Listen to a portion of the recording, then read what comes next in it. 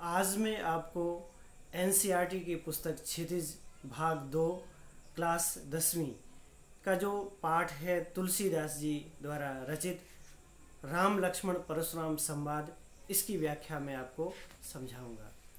संक्षिप्त में हम तुलसीदास जी के बारे में जानते हैं।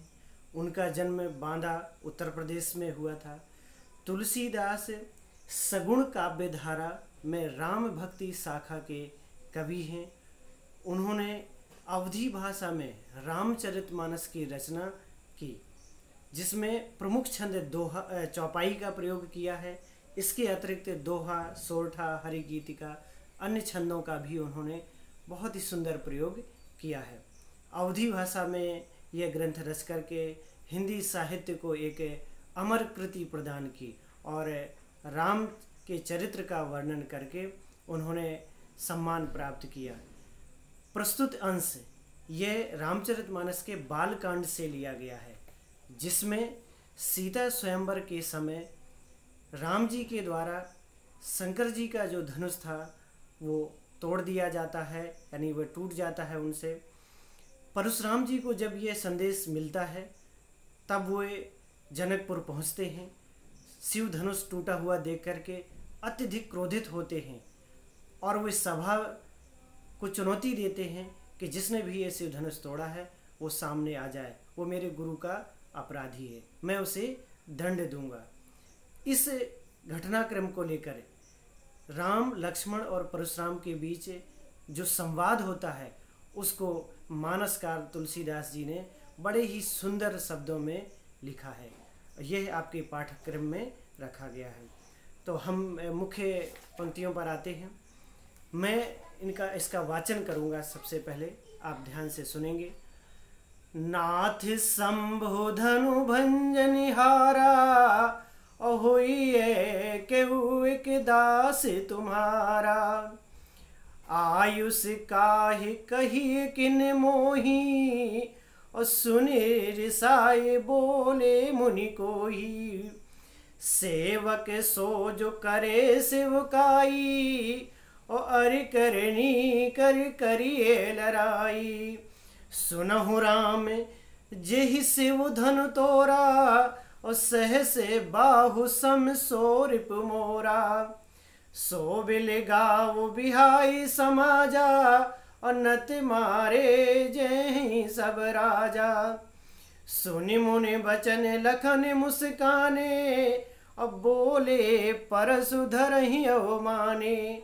बहु धनु ही तोरी लड़काई, कबहू ना सिर कीन गुसाई। एहि धनु पर ममता के ही हेतु, और सुने रिसाई कह भृग कुल केतु। रे नृप बालक काले बस बोलत तो ही न संभार। और धनु ही सम त्रिपुरारि धनु विदित सकल संसार। अब मैं इसकी व्याख्या करूंगा आपके सामने। नाथ शंभुधन भंजनिहारा। नाथ मीन्स स्वामी, कि हे स्वामी। राम जी ने यह संबोधन किया है परशुराम जी को, उन्हें स्वामी कहकर के संबोधित किया। शंभु धनु, शंभ माने शिव, धनु माने धनुष, भंजनी माने तोड़ना। शंकर जी का ये धनुष तोड़ने वाला। होइए माने होगा, केहू माने कोई, एक दास, कि आपका ही कोई एक दास होगा। राम जी ने विनय पूर्वक स्वयं को दास के समान प्रस्तुत किया परशुराम जी के सामने। यह राम जी की विनयशीलता का भी प्रतीक है, उनकी निडरता और सत्यता का प्रतीक है। उन्होंने सत्य वचन कहते हुए कहा कि हे प्रभु, आपका ही कोई एक दास होगा जिसने ये धनुष तोड़ा है। आयुष माने आज्ञा दीजिए। आयुष काहे कही किन मोही, कि आप मुझे आज्ञा दीजिए, मैं आपकी क्या सेवा कर सकता हूँ।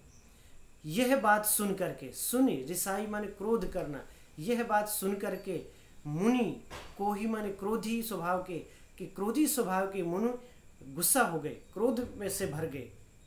उन्होंने कहा, उन्होंने अगली पंक्तियों में सेवक की परिभाषा दी है कि सेवक सो जो करे सेवकाई। सेवक उसे कहते हैं जो सेवा का कार्य करता है। अरि करनी कर करिए लड़ाई। अरि माने शत्रु, करनी माने कार्य, करी माने करके, करिए माने करते हो, लड़ाई माने लड़ाई। कि शत्रुता का कार्य करने वाला लड़ाई ही करता है, यानी वह लड़ाई का ही सिर्फ हकदार होता है, वह सेवक का या दास का हकदार नहीं है। तो शत्रुता का कार्य क्या था? परशुराम जी के गुरु का धनुष तोड़ा गया, शंकर जी का धनुष तोड़ा गया था। तो धनुष तोड़ने वाला सिर्फ शत्रु ही हो सकता है, वह दास नहीं हो सकता है। यह परशुराम जी ने कहा कि सुनहु राम जेहि शिव धन तोड़ा, कि हे राम सुनो, जिसने भी ये शिव धनुष तोड़ा है, सहस्र बाहु सम सो रिप मोरा। सहस्त्र बाहु एक राजा हुए हैं, है वंशीय राजा, जिसका नाम कार्तवीर्य अर्जुन था। वह उनका शत्रु था और उससे शत्रुता करके उन्होंने उसकी 1000 भुजाओं को अपने फरसे से काट डाला था। उसके बाद भी वो युद्ध आगे बढ़ा, जिसमें सहस्त्रबाहु के पुत्रों का भी वध परशुराम जी के द्वारा किया गया। तो यहाँ उन्होंने शंकर जी के धनुष को तोड़ने वाले की जो तुलना की है, वो सहस्त्रबाहु के समान शत्रु के रूप में की है, कि जो उसका शत्रु सहस्त्रबाहु था उसके समान ही वह शत्रु कहा जाएगा। व्याकरण की दृष्टि से अलंकार की भाषा में यहाँ पर उपमा अलंकार है, सम वाचक है कि सहस्त्रबाहु यहाँ पर उपमान है और शिव के धनुष को तोड़ने वाला उपमेय है। ठीक है, तो यानी सहस्त्रबाहु के समान मेरा शत्रु कहलाएगा।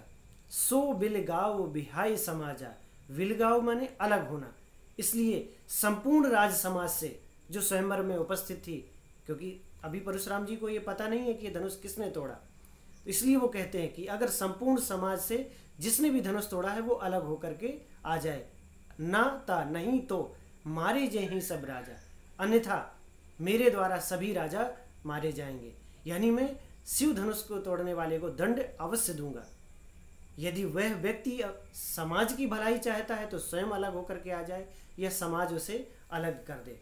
सुनि मुनि बचन लखन मुस्काने, लक्ष्मण जी ने जब परशुराम जी की ये गर्व से भरी हुई उक्तियां सुनी, ये कथन सुना, तो वो मुस्कुराने लगे। अब आप देखें कि अगर कोई क्रोध की मुद्रा में हो, क्रोध के वचन बोल रहा हो और उस समय कोई मुस्कुरा देता है, कोई हंस देता है, तो वह हंसी तो जहर के समान है, वह अग्नि में घी डालने के समान है। बोले परसु धरे ही अवमाने, वो परसु माने फरसा, धरे माने रखना, फरसे को धारण करने वाले अर्थात परशुराम जी की ओर संबोधित करके बोले, उनकी अवमानना करते हुए बोले। क्या कहा लक्ष्मण जी ने? अब लक्ष्मण जी बीच में आ गए कि बहु धनु ही तोरी लड़काई, बहु माने अनेक, धनु ही माने छोटे धनुष, तोरी माने तोड़ना, लड़काई माने बचपन में, कि हे मुनि श्रेष्ठ, हमने बचपन में इससे या इसकी तरह छोटे छोटे बहुत से धनुष तोड़े हुए हैं। यानी लक्ष्मण जी ने एक तो शिव धनुष की तुलना छोटे धनुषों से कर दी और उस पर भी कह रहे हैं कि मैंने बचपन में।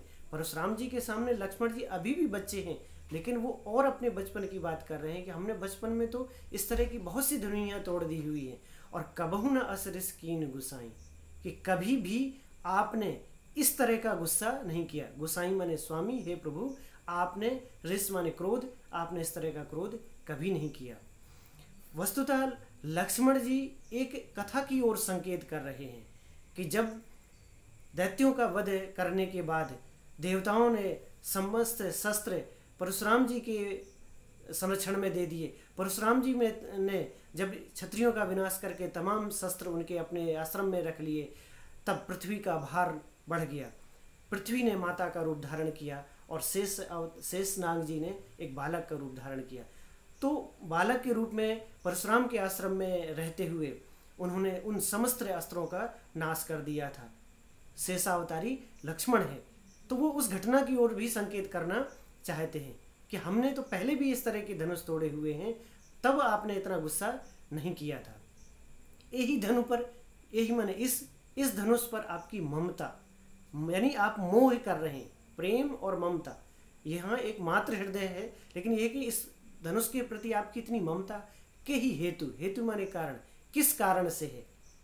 यह बात सुन करके भृगुकुल के केतु माने यहाँ पर भृगुकुल माने भृगुवंशी, परशुराम जी भृगु वंश के थे, तो भृगुवंश के केतु के समान है, उसकी ध्वज पताका के समान है। केतु माने पताका, कि आप भृगुवंश की केतु यानी ध्वज पताका है, उसकी यश की ध्वज पताका है। और यह उन बात सुन करके वो क्रोधित हो गए उन्होंने क्रोध की मुद्रा में कहा, रे नृप बालक, नृप माने राजा, कि हे राजपुत्र, काल बस, काल माने मृत्यु, तुम मृत्यु के वशीभूत हो। बोलत तो ही ना संहार, संहार माने संभालना, इसलिए तुम संभाल कर नहीं बोल रहे हो। यानी हे राजपुत्र, तुम मृत्यु के वशीभूत हो, इसलिए तुम अपने वचन संभाल कर नहीं बोल रहे हो। धनु ही सम त्रिपुरारि धनु, यानी त्रिपुर अरि, त्रिपुर माने एक राक्षस का नाम था, एक दैत्य का, अरि माने शत्रु, त्रिपुर के शत्रु अर्थात शंकर जी, क्योंकि शंकर जी ने उस राक्षस का वध किया था, इसलिए उनका एक नाम त्रिपुरारि है। और धनु माने धनुष, कि शंकर जी के धनुष को, त्रिपुरारि धनु को, यानी शंकर जी के धनुष को तुम सामान्य धनुष के समान मान रहे हो, छोटी छोटी धनुइयाँ मान रहे हो। विदित सकल संसार, विदित माने जानता है, सकल माने संपूर्ण, जिसके यश और वैभव, जिसके यश को, जिसके गुणों को सारा संसार जानता है, उन शंकर जी के धनुष को तुम सामान्य धनुइयाँ के समान बता रहे हो, यानी तुलना कर रहे हो। तो इस प्रकार से पहले जो पैराग्राफ है जिसमें चौपाई है और अंतिम 2 पंक्तियाँ दोहा की हैं, इसमें राम जी ने बहुत ही विनयपूर्वक संबोधित करते हुए उन्हें अपना परशुराम जी का दास कहा कि धनुष तोड़ने वाला आपका कोई दास ही होगा। लेकिन परशुराम जी बहुत ही क्रोध में आ गए और उन्होंने धनुष तोड़ने वाले को शंकर जी सहस्त्रबाहु के समान शत्रु माना उन्होंने। और लक्ष्मण जी बीच में मुस्कुराते हुए उन्होंने बीच में संवाद किया और कहा कि हमने बचपन में इस तरह के बहुत से धनुष तोड़े हैं, तब आपने कभी गुस्सा नहीं किया, आपकी इस धनुष पर ममता का क्या कारण है। परशुराम जी बहुत ही क्रोधित हो गए और उन्होंने कहा कि राजपुत्र, तुम मृत्यु के वशीभूत हो, इसलिए संभाल कर नहीं बोल रहे हो। तुम शिव धनुष को, जिसके बारे में सारा संसार जानता है, उसे तुम सामान्य धनुषों के समान बता रहे हो। तो ये पहले पैराग्राफ की व्याख्या है। अगली वीडियो में मैं अगले पैराग्राफ की व्याख्या करूँगा, जिससे कि आपको सुनने में आसानी हो। आपको अगर ये वीडियो अच्छी लगी है तो आप इसे लाइक